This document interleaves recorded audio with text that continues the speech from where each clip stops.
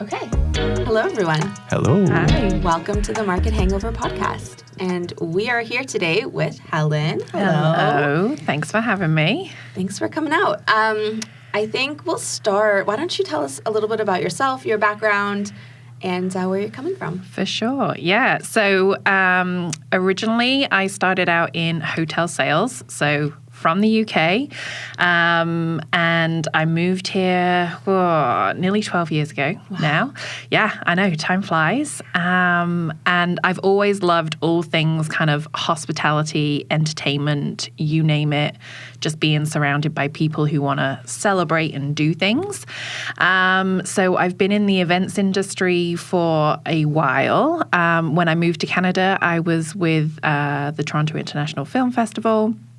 And then I moved into the corporate world and did events globally for lawyers in luxury 5-star hotels, which Lovely. was great to travel pre-kids and then with my eldest. And then obviously that lovely thing called the pandemic happened and I did not return to my corporate job.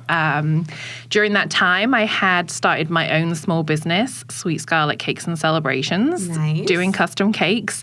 And it was a friend of mine who said, hey, have you heard of the Mum Market? They are recruiting for Toronto West. Amazing. Right? And I was like, no, I haven't heard of them, nor have I attended or done one of their markets. But sure, let's give it a go.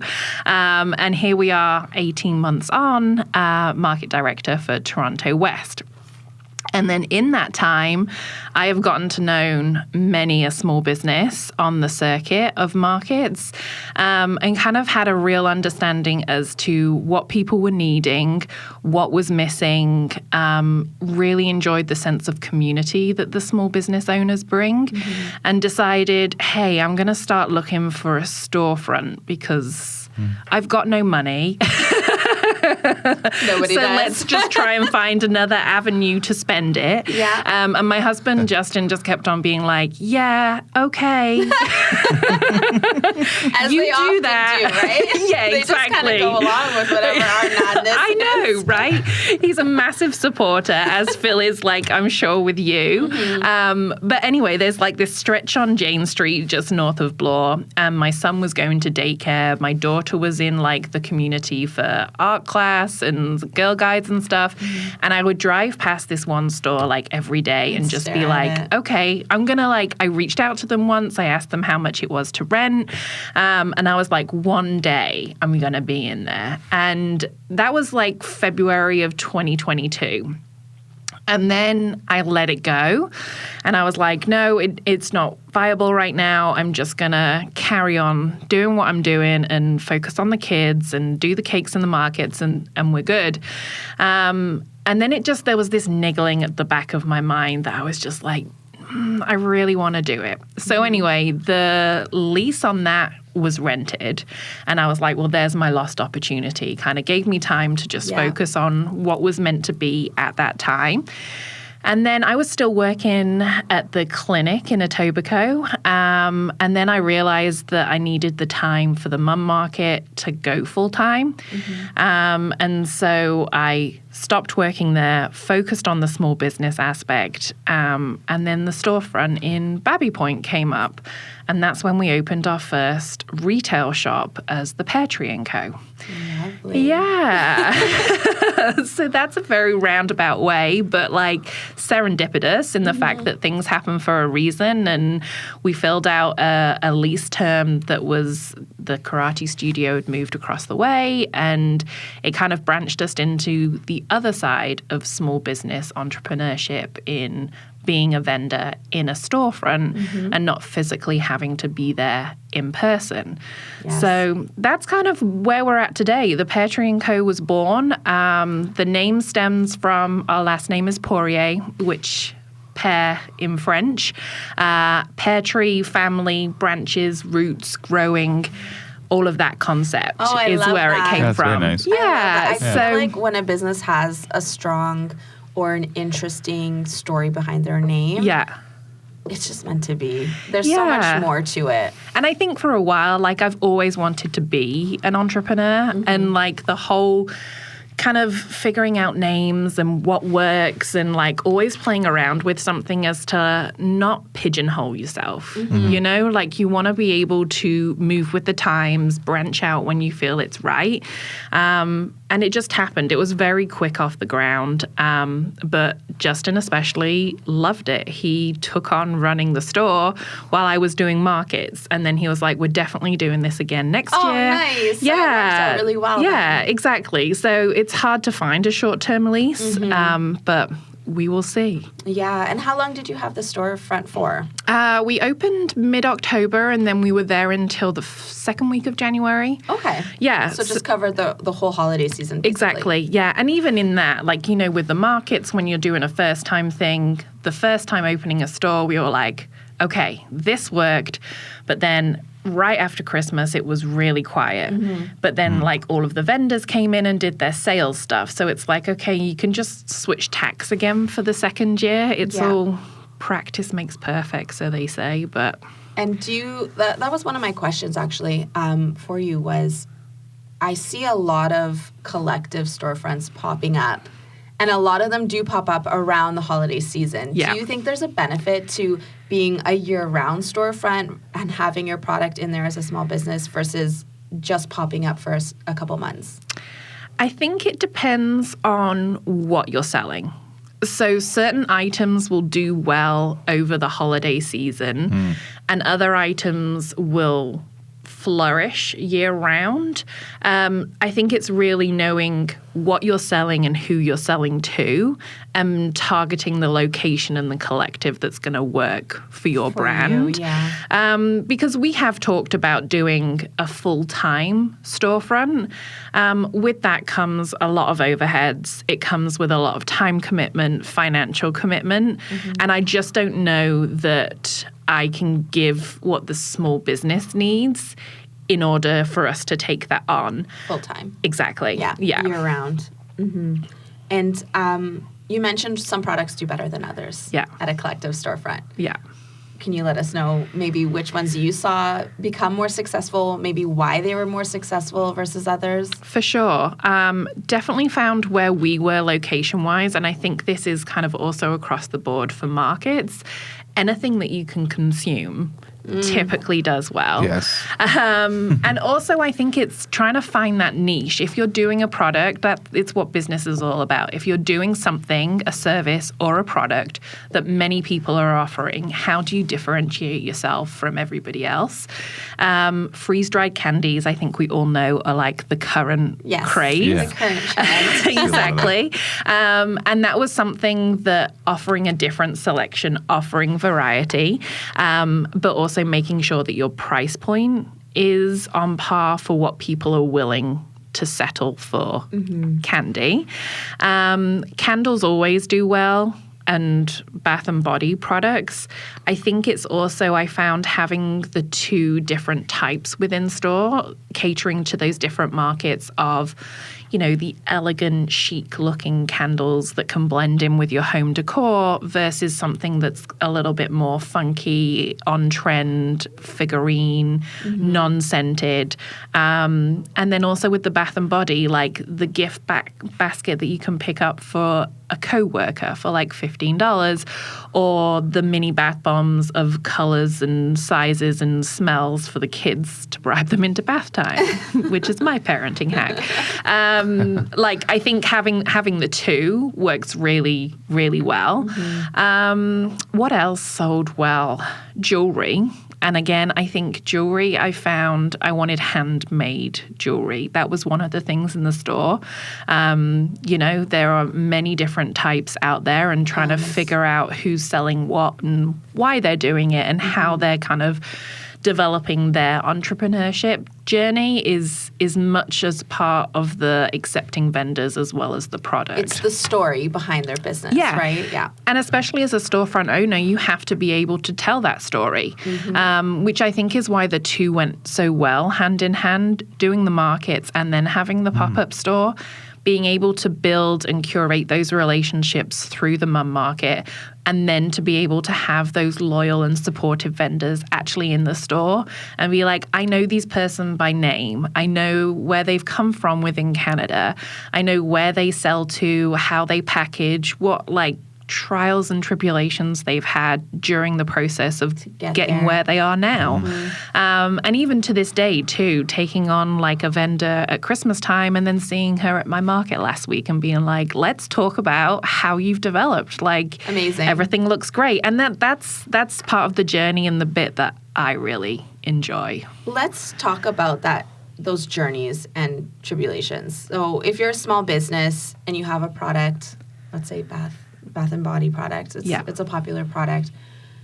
Do you start with markets? Do you start with a collective? Do you do them simultaneously? Is there any like step-by-step guide you would offer somebody who's new and just coming into it all? So I think it's friends and family are the best testers off the starting point. It's kind of like what feedback are they giving you so far? Is it you need to go out there and you need to sell these, or I really like this but I think it's more for the younger crowd. Do you have something that I would maybe purchase? And really figuring out where your clientele would sit.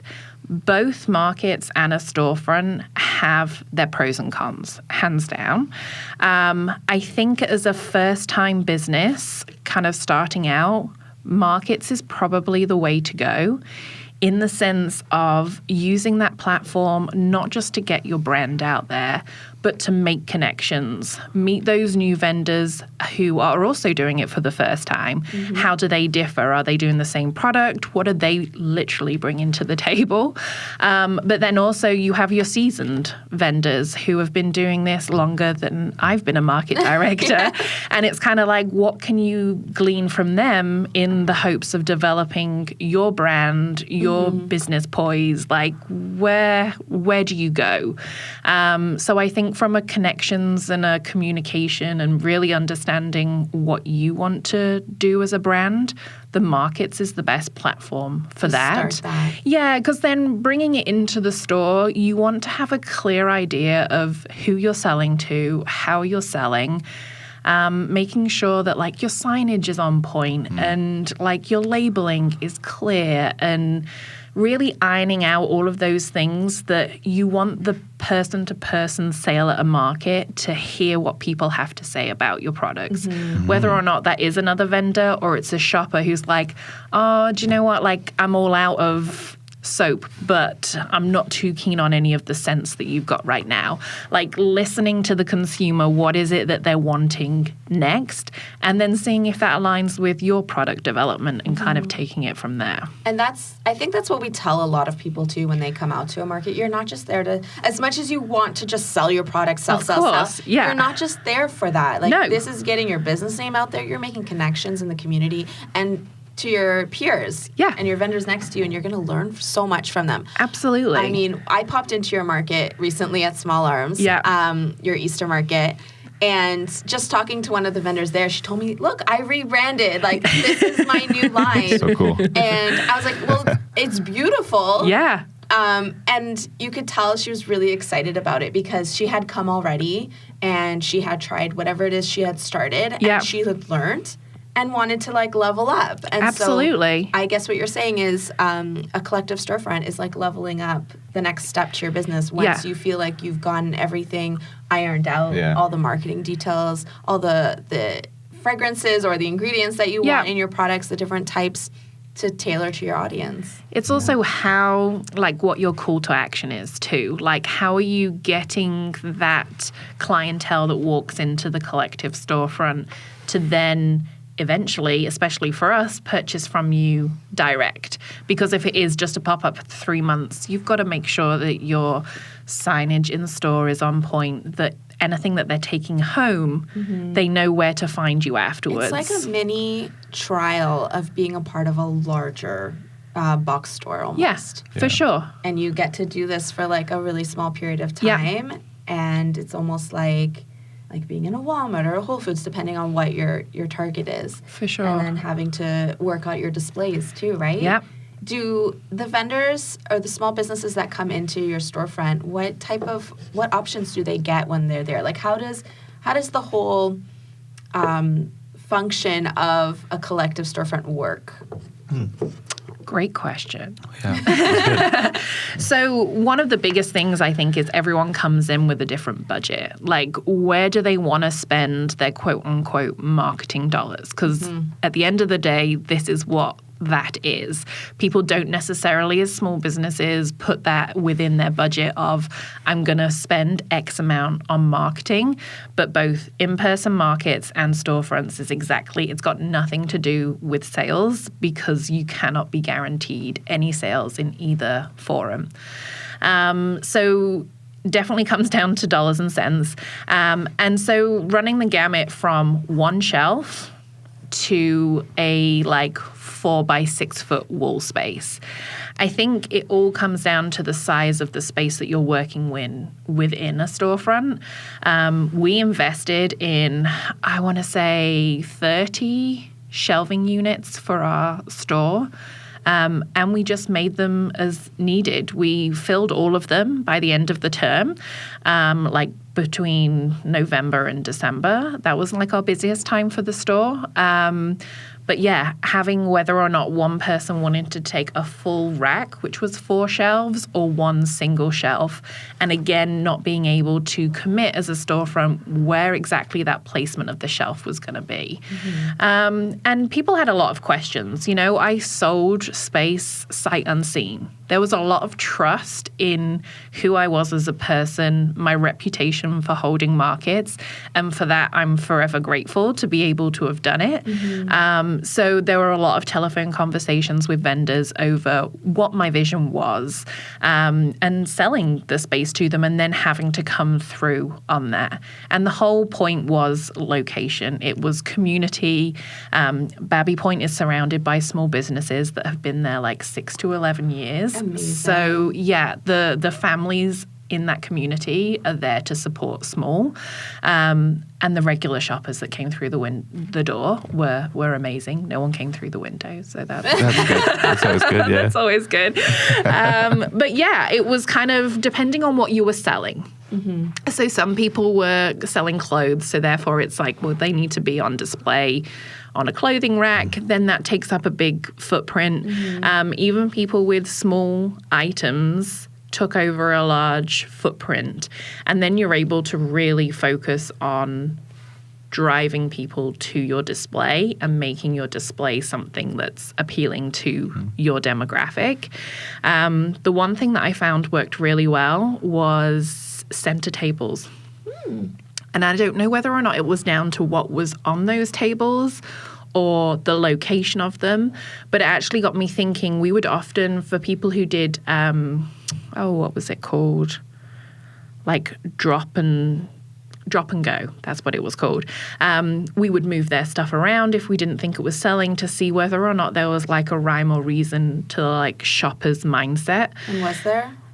I feel like there was.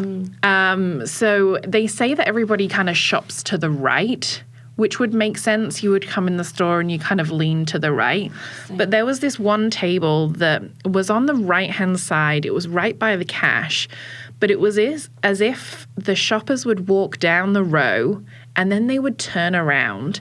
And the lady who had her jewelry on display had it displayed in what I thought at first was backwards, because her display was not showing me as I was walking down the aisle.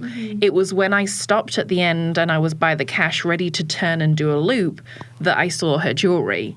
She was probably the most profitable jewelry seller in the store. Do you think it was because of the placement next to the cash? Or so just it the wasn't angle? right. I think it was the angle.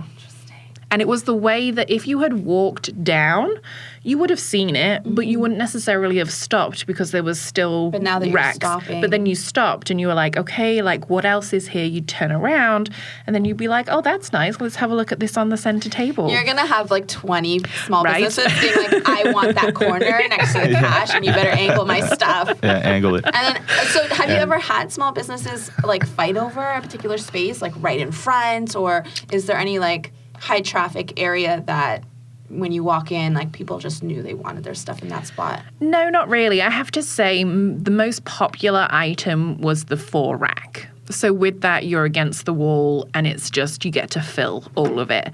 Of course, there was people who had a single shelf and were kind of like, I don't want the lower shelf. Yes, yeah. Which, sure, makes sense in mind's eye. But I will say the one vendor who had the lower shelf, she did sell a good number of products. What product did she have? It was the passports, the covers, covers, and yeah. the Oh, cool. luggage tags and things like That's that. a product that's takes up a lot of space, I would think. Well, and also you the need to flick colours. through to see all of the different designs, and she was on the bottom shelf, so people had to get down there and really like look through.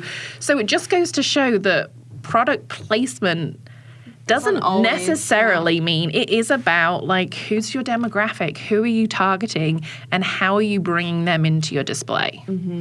Basically, how are you Do you interacting? help the small businesses find all of the answers to those questions? Because I mean, just listing them, if I were a small business owner, I'd be like, oh God, how do I bring somebody to my display without having like flashing lights and sequins or something? Exactly. And then you don't want to scare them away. I know. either. Yeah, sometimes flashing lights is not a So good do thing. you, Yeah. do You don't want to be too much. don't be too much, but don't be too little. That's like bringing kids up in this day and age, isn't it? Be confident, but not aggressive. Like, Oh man, they're gonna be confused either yeah, way. for sure. But do you work with them one-on-one when they come in and are like, I know you have the small businesses that call and are like, you know, you're doing it over the phone. Yeah. Do you ever work with them one-on-one to kind of just bring them through that process, like hand-holding? Absolutely. To help them through it? Yeah. That's great. And it's kind of something that I think when we do it this season too, Mm-hmm. our process is starting in summer as opposed in September. And a lot we of work. it is a lot of Yeah. work and we have a better sense of what we need to do and how we need to do it. Mm-hmm. But just from like, you know, people coming in as business partners and being like, I want to put this around the shelving unit, but my partner doesn't think it works. And they'll be like, Helen, what do you think? And so they put it on and I was like, oh no, that works. That works with like the vibe, the brand, like do it. And they're like, okay, great. Nice. Or you learn of the places to go to get items for display. Tiers, we always talk about like different levels and all the rest of it. So working with other small businesses within the GTA as to like, I found them through vendors, through conversations at the market, which goes back to the point of one or the other, probably both. Like market is great for those connections. So yeah, definitely work with them on not how they price things. There was probably 2 vendors that I said, hey, do you know what? I think if you drop your price to this dollar amount, you'll see more of your product disappear. So it was done on like a sale perspective, but yeah, kind of being like, there's interest, but people aren't buying. So usually it's cost if they're not cost, buying. yeah. Top 3 things a small business needs to know before walking into your store and looking for a collective storefront. What are the top things they should be looking for? Because there are a ton of collective storefronts across the GTA now. They're popping Agreed. up everywhere. Yeah. So we love the walkthrough that you're offering everybody. I'm sure they won't get that everywhere. But Yeah, what are true. some other important things that they should be looking for when choosing a store for their product? Social media. It's not about Right. the amount of followers, but it's kind of how do they spotlight their vendors? Is it a dedicated one time only, or is it sharing random stories? How are you communicating and connecting with the storefront owner as well? I think that relationship, hands down, is the biggest thing that you need to work on, regardless of product placement. And by that, I mean the people who came into the storefront, business owners, on a regular basis, not too frequently, but like frequent enough, whether or not it was to restock, shop other small businesses, come in and just see how everything was going. They're at forefront of mind. And it isn't by accident, I don't think, that then you would want to share something of them, or you'll remember them, or you'll create a relationship outside of the store. So I do think that's important to kind of get to know the business owner. It's not just about, okay, great, it's only $50 a month and like I can get 2 shelves. Like that's really going to push my product out there. Well, sure, it's another platform, but what history does that business owner have? How do you know them? Did they come recommended? I know many a vendor that has been burnt by collectives over the probably last year. I've heard this also. And, you know, that terrifies people. It's now putting people into a state of confusion and trust. You know, are you the right person to take my handmade items that, whilst a sticker value of $25, when you multiply that by 50, is a lot of income for a small business owner. So I do think that relationship with the storefront owner is really important. That would be number one. Number two is demographic. Who is it who buys your product? I think to have not necessarily a strong understanding as to who that is, but definitely know who your target audience is. And then quiz the shop owner. Like you need to be able to say like, hey, what are you going to do for me? Tell me how many people you expect to see through the front door. Tell me how you're advertising your shop. I've done my own research and see that other stores that are outside of where I would like to go geographically are offering X, Y, and Z.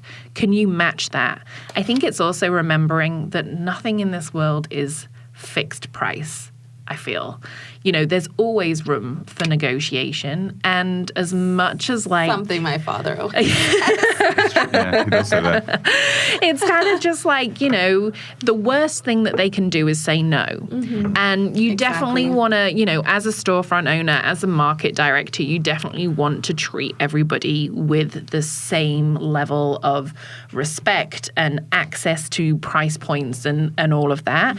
But it's just really for them to understand how the shop owner is going to help promote their products too. And there's nothing wrong with just asking. Absolutely. You have nothing to lose No. to ask for something. Yeah.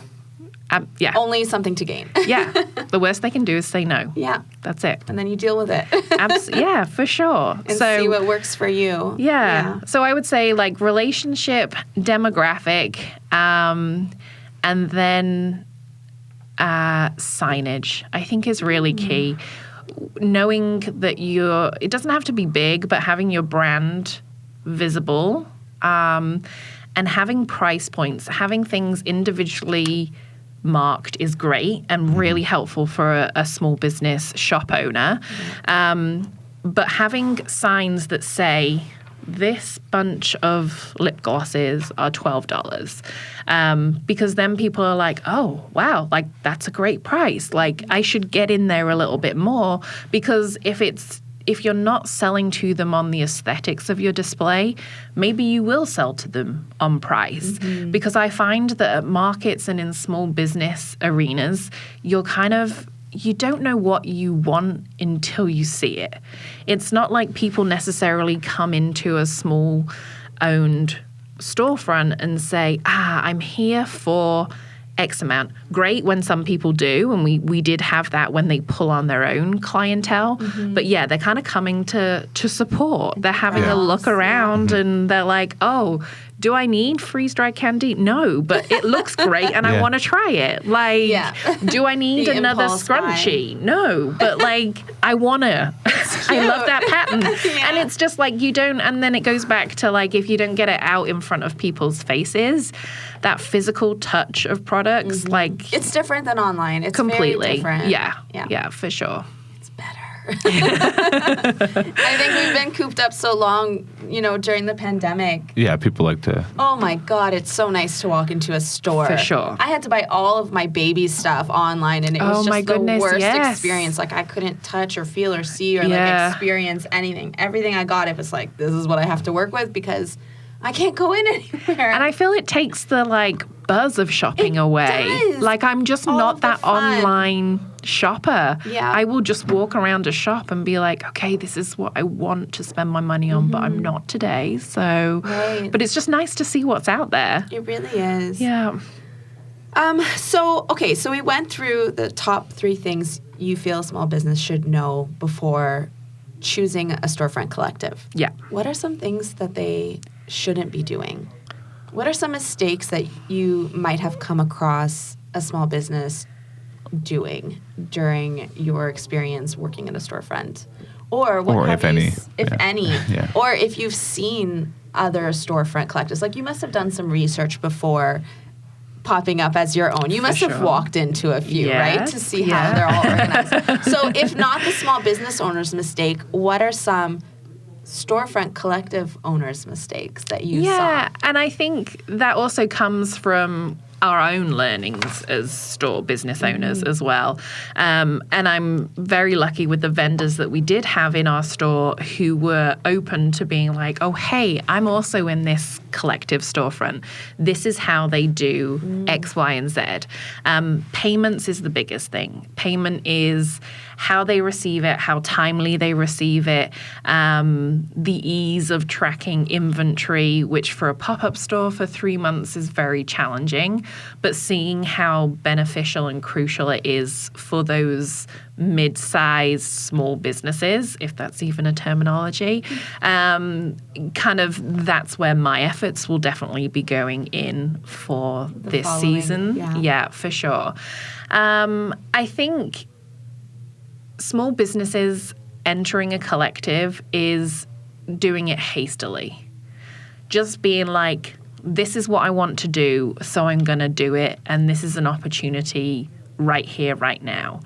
I think to understand how the store can benefit them and really to know whether or not their products are going to sell. You know, Do their research. Exactly. Do their own research, which goes hand in hand with markets too. When people say I didn't sell anything, and it's just like, okay, but is this the right location for your products? Whether that be price, color, anything.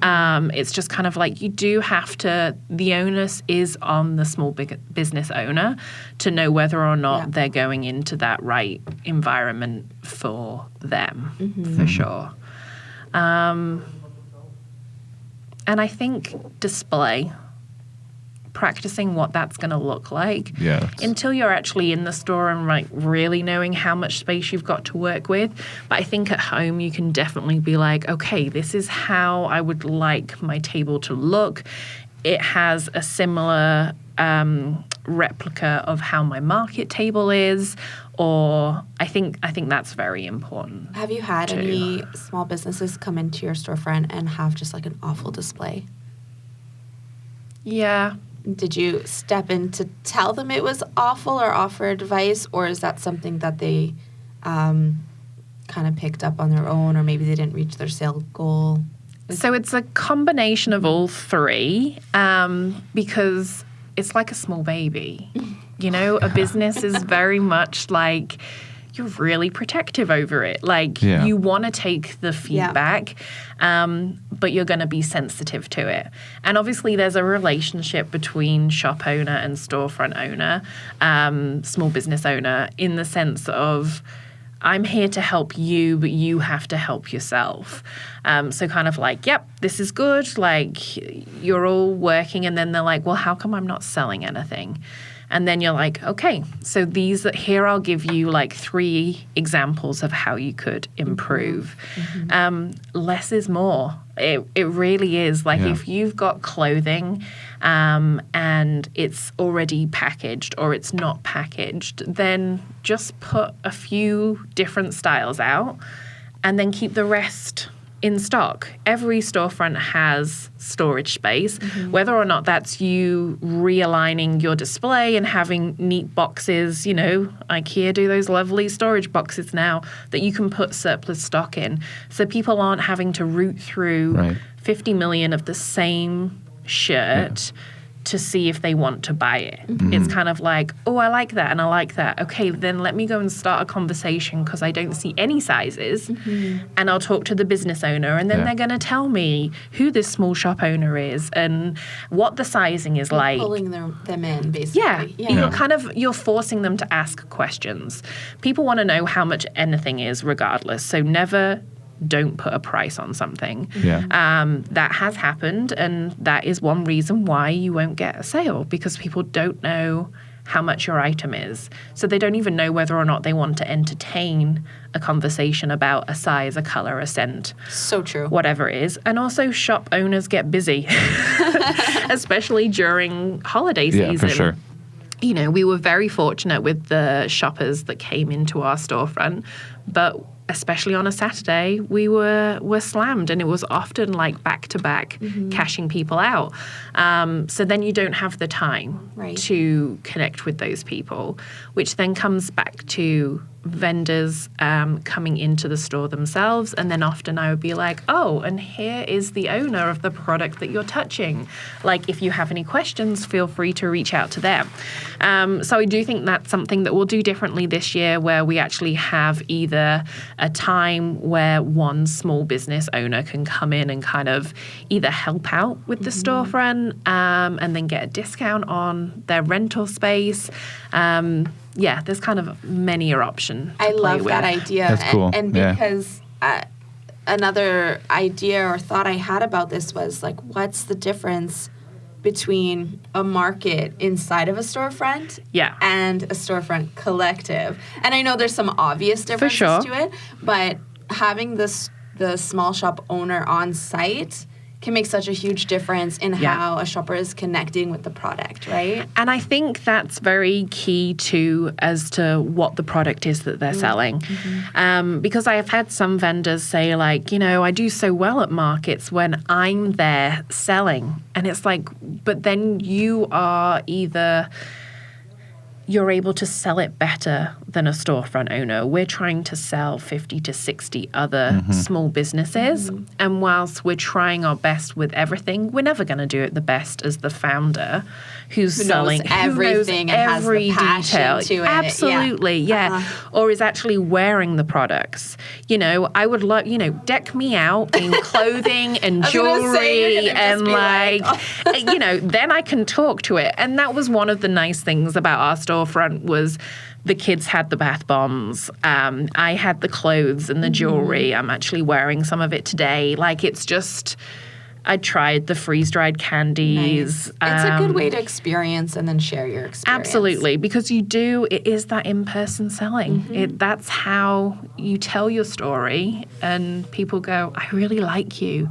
So now I've spent this time, I'm invested. I'm going to part with $15 to support you because you seem like a nice person. Yeah. I love that idea of bringing the owner in and having them spend a little time. And I'm sure they would love to do that also.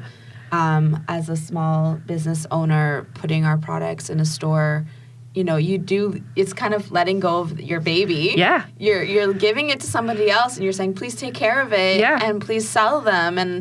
And if you don't, it's kind of sad. Pay me and keep hold of my product and don't break anything. And there's so much to it. There really is. So to have more involvement and to be on site, even for a few hours, even for one day out of the week, like that could make a big difference. I think so. It's also a time thing. You know, many small business owners have a different allotment of time that they can give their baby. So whether or not they are doing this as a side hustle and have a full-time job, then they're limited with when they can come in, or whether or not this is their full-time job, but they're also split between 15 other storefronts. There's that varying degree of how much time people have to offer, and I'm definitely here to work with them on it if they want to come into the store. We tried, not as successfully as we would have liked, to host events in store last Christmas, and we ended up having spot days where vendors would come in and they would be, you know how you can find at markets people who crochet or work on their products actually at the market. And I think that draws people in too, to just be like, hey, come on down. We're going to have somebody from there, painting a canvas. And, it's so quick and easy for them. But for everybody else, it's like, oh my goodness, how do you do that? We've had that at a couple of our markets, haven't we? Are we going to name plug now? Go ahead. Yeah. Yeah, for sure. We love doing this. I don't know if I'm allowed. I don't know the official. For sure. I just, you know what? I'm going to pull it up. Look it up. The official name, just so I don't butcher anything. It's kind of like, and then it becomes, this podcast is sponsored by. Yeah. Hopefully soon. We've had Heather Castle's illustration. She's come out to a few of our farm markets. Yeah. And she does the most amazing pieces. She sets up her easel and just starts painting. Okay, smart. I don't know if she works with oils. It looks like it, but I'll plug her down below. I'm not going to start describing her business. Let us know. But she has the most amazing artwork, and she just does it on the spot. Well, and then it's just a reminder to people who are shopping to say like, hey, I did this with my own hands. Yeah. That's what you're paying for. You're paying for all of the years of me trying to figure out how to do this quickly and beautifully and efficiently. And I think people who support small businesses, the people who are shopping small, appreciate the effort and time that the makers put into it. And to see the maker right there, then and there, doing it, it's incredible. Absolutely. Yeah, really cool. Such talent. Yeah. I think it really opens people's minds to this is a community. It is an experience. And you lose that in the big stores. You do, for sure. The community is so lost in these larger cities now. And that's too the other reason why I feel markets are so great within larger areas like yours, Toronto West. Because where's your community? It's so easy. I know there's different pockets of community, but they still need to be built and nurtured and have love put into them, because it's so easy to just get lost in your job and come home into your tiny little apartment in the city I'm referencing. I'm sure most of you know.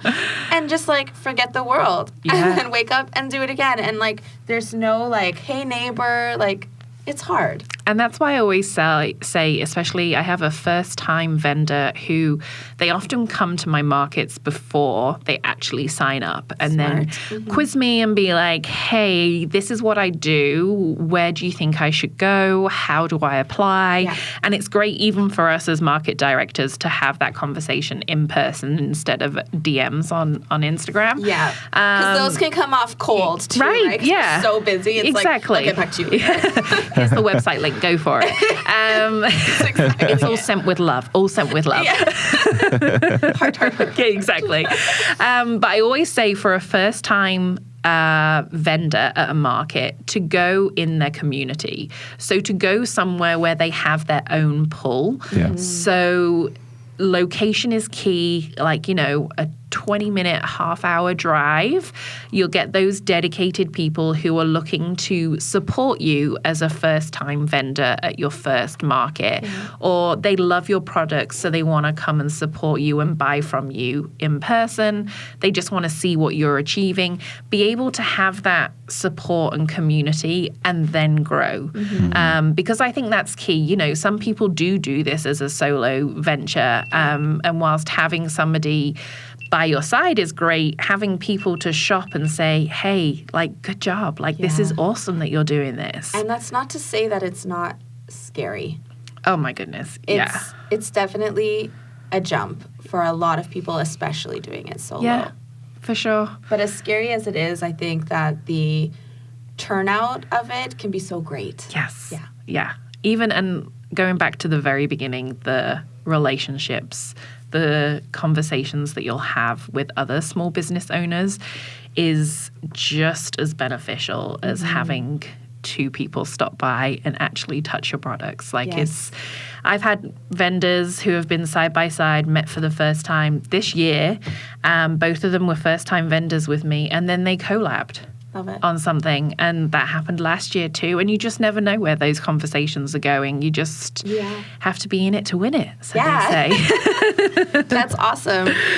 So tell us, where is the Pear Tree & Co. going to be popping up next? Oh, that is a great question. Answers on a postcard? No. We are hoping... I'm not sure if we're going to make it work, but I went down to Union Station 2 weeks ago. Lovely. And they are all about supporting Canadian, Ontario-owned businesses and have like a plethora of space to rent out. It runs the gamut in how much they want for it, but the hope is until they have their full-time lease start 2024, that the back end of this year, they're going to have it open to fill on a monthly basis. So we are either going to try and pop up for 2 to 4 weeks in June to test the waters and see how that goes, with the hopes that it would be available October through December. Yeah. That's such a great spot. Yeah, it is. It's very different. It stems away from our kind of communities storefront approach.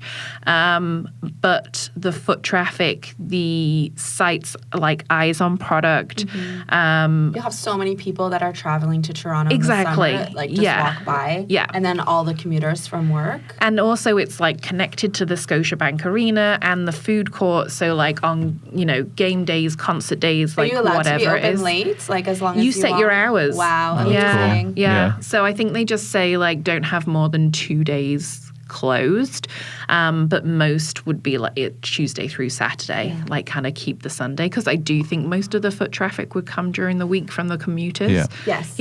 A co-worker's birthday and you're like, oh shoot, like I gotta pick something up before I go home. And all then the time, you've got it right there. So that's an avenue that we are pursuing. And then we'll just keep our eyes peeled in the West End for storefronts and kind of keep nurturing relationships. That's the other good thing about the market, is that I can kind of be like, hey, I might do a market here. Like, what do you think? What do you think? I love and what are getting your opinions. prices? Yeah. And then you're like, okay, it won't work for this, but it might work for that. So yeah, lots of options. Absolutely. And where are you popping up with the Mom Market next? Oh, where am I? I am going to be Easter Saturday, April 8th. Nice. At the Evergreen Brickworks. That means we have to post this before then, right? Yes. To help. We will. Yeah. That would be amazing. Yeah, it's we have to be very timely with some of this stuff. We thought maybe we would record all of our episodes at once and then start to release slow. Oh, I see. Yeah. It's got to be real time. It's got to be real time, and I think Yeah. we're going to have to just start releasing as we go because, it's many people do that. It's hard for us to get everything has to align. We have to have our guests scheduled in. We have to have the babysitter scheduled in. We have to have the studio scheduled in. So it's a lot. It is. Yeah. It's critical path. Exactly. But we definitely need to do that, right? Yeah. No, Evergreen is a great location. I think it was probably hands down one of my best markets last year. It's in conjunction with the farmers market while they're inside. So the amount of foot traffic that comes through there, the warm kind of spring, I've got all of my hopes in the weather. We were very have some fortunate. Kind of shelter too, normally. Yeah, the so greenhouse, we're right? outside. It's like under the pavilions. Okay. It's not exposed on every side, but there is a lot of kind of through forecast rain, so Very nice. we'll see. Very cool. Awesome. Yeah. And where can they find you online if they're looking to apply to the storefront or to a market with you? For sure. So Instagram is our best place to go. We are at the Mum Market _ Toronto West, and then we are at Pear Tree Company on Instagram for the Pear Tree & Co. Awesome. And we'll put that in the comments, in the comment section. Caption. Caption? Captions. Is that what it's Thanks, called on guys. YouTube? Oh, no. Whatever. Right here. The box. Yeah, down there. Thank you so much for coming out. Oh, you're more than welcome. Thank you. Thank you for having me. It was a pleasure. Yeah, anytime. It was having great. you too. Okay, guys. Excellent. Thank you. Thanks for tuning in. Yeah. We'll see you next time.